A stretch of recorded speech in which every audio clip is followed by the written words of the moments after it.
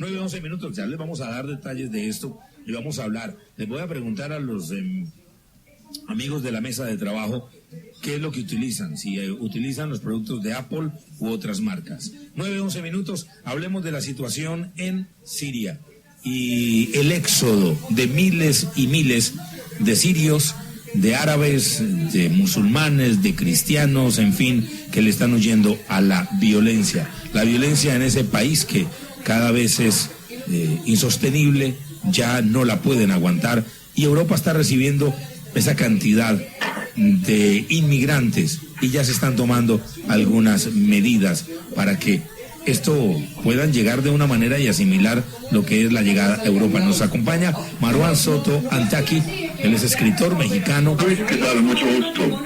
¿Qué tal? ¿Cómo le va, señor Soto? Su mamá es siria. Buenos días, soy Mariani. Sí, cuéntenos un poco de usted. Su mamá es siria, tengo entendido, y su papá mexicano. ¿Cómo fue ese encuentro entre sus padres? ¿En dónde? Aquí en la Ciudad de México, en la década de los 70, mi madre nace en Siria, también escritora, ella murió ya a los 15 años. Ella es primera generación siria de una familia que nace en Antioquía, del lado turco, a unos 20 kilómetros de la ciudad de Alepo, al norte de Siria.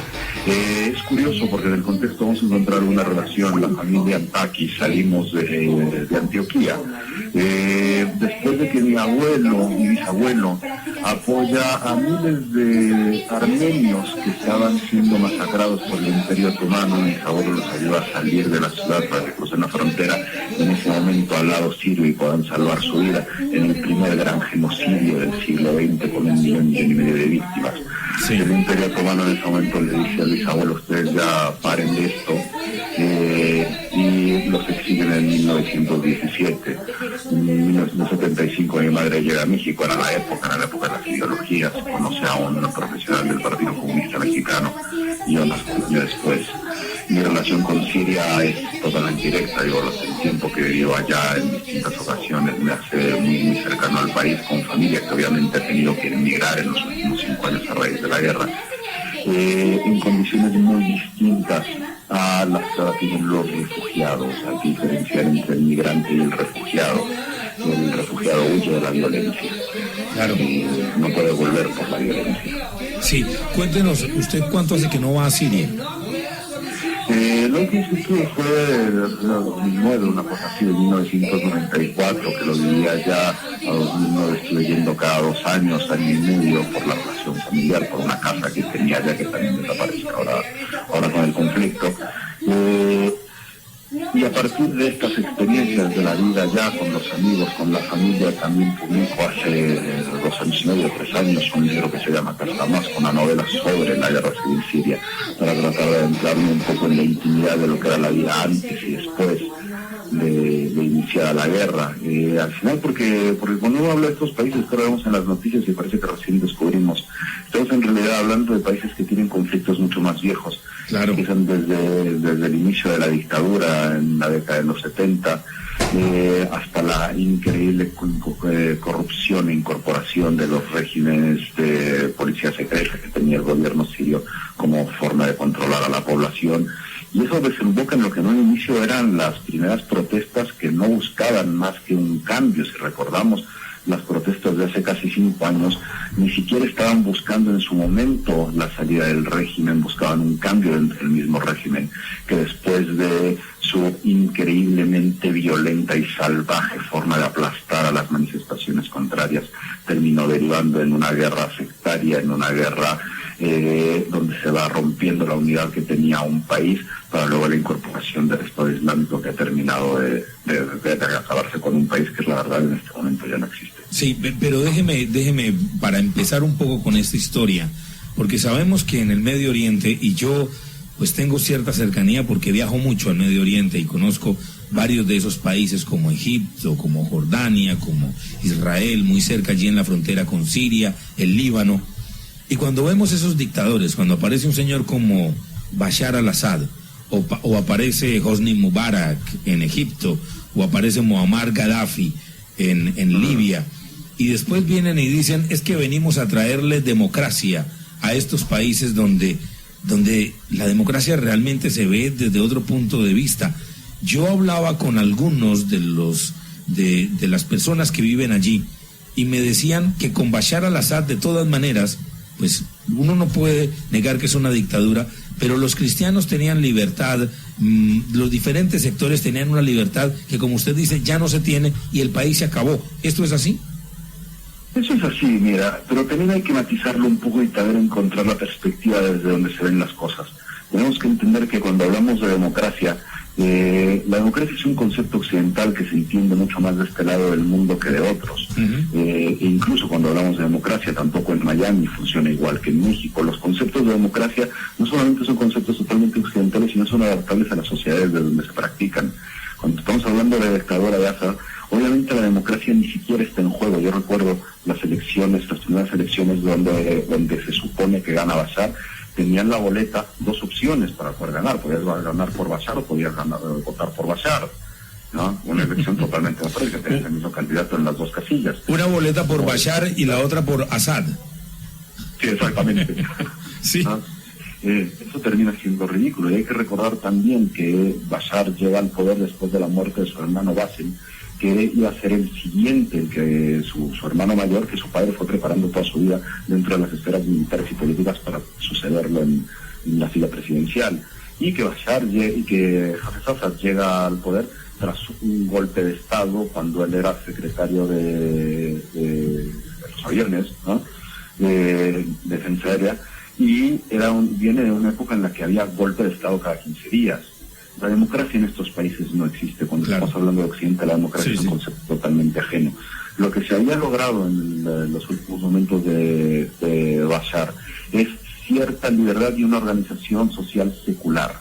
Pero una organización social secular que no necesariamente era tan honesta. Si bien tenía ciertas minorías dentro de algunos puestos dentro del Estado, yo recuerdo muy bien porque eso me tocó vivir la Siria de Hafez Assad, me tocó vivir la transición a él, y me tocó vivir ya la parte, podríamos decir, más tranquila, y en ninguna de estas podía uno circular por la calle y decir lo que pensaba.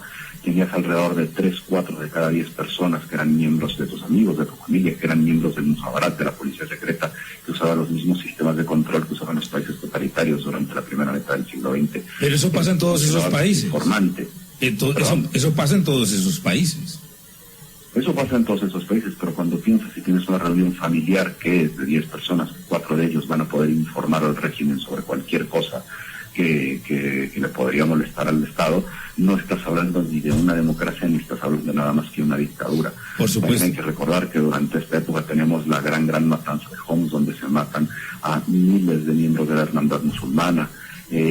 No estamos hablando de un país normal, estamos en un país donde no había forma de decir nada sin terminar en la cárcel, sin terminar desaparecido y sin oportunidades tampoco de trabajo, porque el nivel de corrupción había llegado a tales límites que tenías doctores en la calle, gente con posgrados, que trabajaba de taxistas, que vendía cosas, que vendía cigarros importados, que trabajaba en el mercado negro, porque en el país no había trabajo, y las primeras protestas es eso lo que estaban buscando, ciertas condiciones de equidad para poder trabajar, y terminan con el mejor espíritu de cualquier dictadura. Sabemos lo que las dictaduras hacen, sabemos lo que a los militares les gusta, salir a la calle y aplastarlas. Protestas. Claro, y lo van a hacer. Desde violencia llegó a un límite impensable. No es lo mismo aplastar una protesta a punta de tolete que lo que terminarán haciendo, que sacar los aviones MiG para terminar soltando una bomba sobre las marchas de niños y mujeres. Ahora le hago una pregunta con referencia a eso, porque se ha hablado de la manera del genocidio de muchísimas personas con armas químicas, donde todavía no está muy claro que haya sido el señor Bashar al-Assad. Él siempre lo negó. ¿Usted piensa que sí fue el propio gobierno contra su propio pueblo? Es curioso, ¿no? Desde Occidente hemos olvidado la complejidad del aparato sirio. Y tiene que ver con esto que decíamos hace unos momentos, de regresarnos un poco en el tiempo para entender los orígenes. Si bien Hafez al-Assad quería un hijo para poder sucederlo, este hijo muere en un accidente de auto, trae a Bashar de Londres. Bashar era un médico que vivía en Londres con toda la tranquilidad del mundo. Lo trae para poder tratar rápido antes de que se muriera él, de estrenarlo para poder seguir con las labores del Estado. Existe otro hijo, existe Maher al-Assad. es el jefe de las guardias republicanas, que funcionan con una estructura bastante parecida a la que recordamos de las guardias republicanas iraquíes, con Hussein. Es el aparato dentro del aparato. Sí, a mí se me haría muy complicado pensar en ese momento, hace unos años, cuando sale el asunto de las armas químicas, que hubiera sido Bashar el que lo hubiera puesto. Bashar lo último que quería era llamar la atención internacional, claro, y involucrarlos. Logísticamente no tendría sentido, militarmente no tiene mucho sentido hacer eso, porque se le cayó un poco el teatro cuando se le estuvo a punto de caer, y también su reacción prácticamente inmediata para entregar el arsenal químico puede tener que ver con que no haya sido él sino su hermano, que es el verdadero salvaje. Hablamos mucho de Bashar, pero Bashar está rodeado no solamente por su hermano, sino por la gente del padre, por los verdaderos militares que tuvieron formación militar, no como él, que era un médico de Londres. Estos militares son la parte más peligrosa. Evidentemente Bashar es un salvaje, es un tipo que no tiene la menor forma de defenderse. Pero este tipo de aumento en la jerarquía de la violencia me suena mucho más a una medida del estilo del hermano que de él. Sí, siguiendo con esta cuestión cronológica, la aparición de ISIS y de Al-Qaeda, podríamos decir que Occidente es tan responsable por la aparición de estos grupos en Siria y de la violencia que está viviendo el pueblo sirio ahora. Sí, totalmente, por una sola razón, porque no nos ha importado, porque desde Occidente no nos ha importado. Yo me acuerdo que cuando sale el asunto de las armas químicas, defendía mucho, y tenía, menos en México, era una postura totalmente antipopular, la necesidad de una intervención directa por parte, por ejemplo, de Estados Unidos. Si en ese momento se hubiera detenido la escalada de violencia, es prácticamente imposible pensar que tendríamos en este momento al Estado Islámico. Si bien el Estado Islámico se conforma con unas raíces también profundas y anteriores, no hubieran llegado hasta este nivel de poder y de efectividad. Y es un país rico el Estado Islámico. Si lo tomamos en términos geopolíticos, estaríamos hablando de un país rico, de un país autosuficiente, de un país con muchas armas.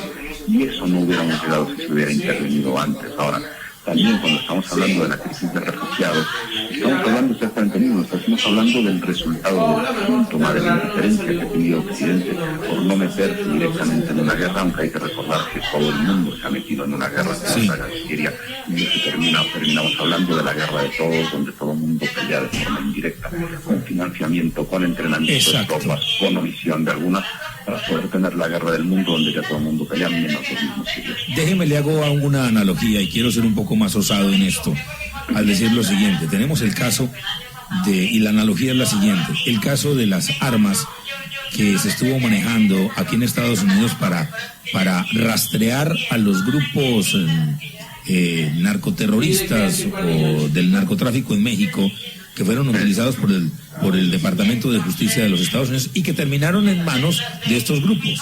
Podríamos decir que Arabia Saudita, que es un enemigo de Irán, que no quiere el avance de Irán, e Irán, que es allí uno de los aliados de Bashar al-Assad, ayudó junto a Estados Unidos para armar a la oposición de Bashar al-Assad en Siria y terminaron armando a ISIS.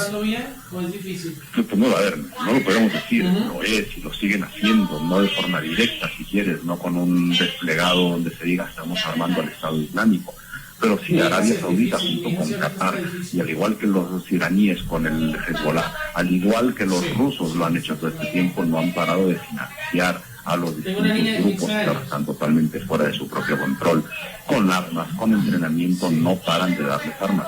Los sauditas son increíblemente responsables de lo que está sucediendo en Siria porque no han parado de financiar.